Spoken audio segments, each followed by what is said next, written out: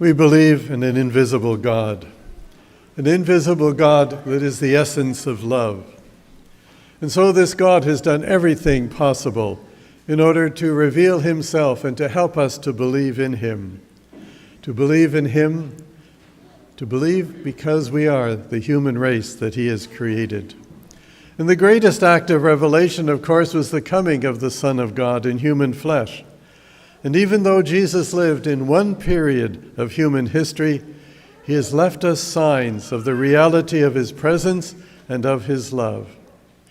Today, we encounter many of those visible signs that speak to us of God's love. Just as the Hebrew people walked through the Red Sea to freedom and to the Promised Land, so last night, 11 people were baptized. They entered into the waters of baptism in order that they may emerge to new life. The Hebrew people had to leave behind an old way of life.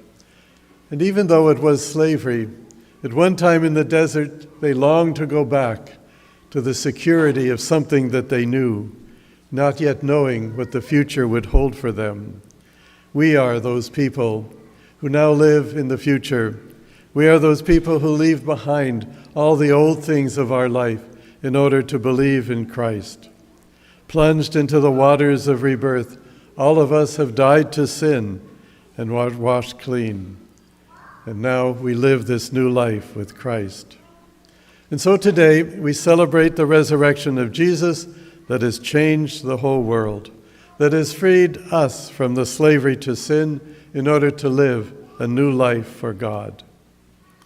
Now, when we look around at the world and see all that's happening, we might wonder, where is this change that Christ has brought?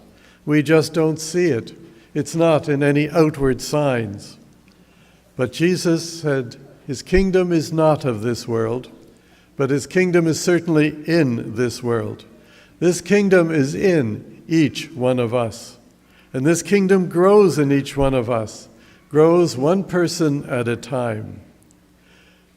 Christ could have changed everything, but in order to do so, he would have had to take away our freedom.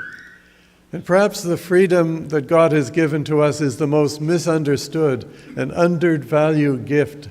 We don't seem to understand.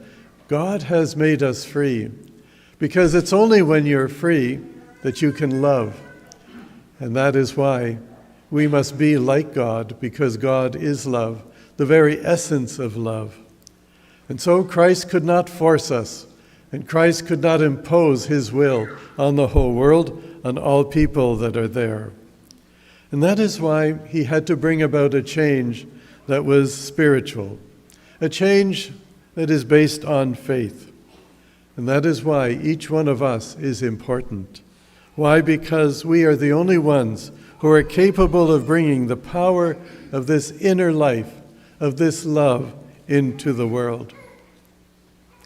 But it did not end with baptism. This life that Christ gives us continues in the Holy Eucharist. That new life that he gave us needs to be nourished, needs to be fueled. And that is why we are here to celebrate the resurrection.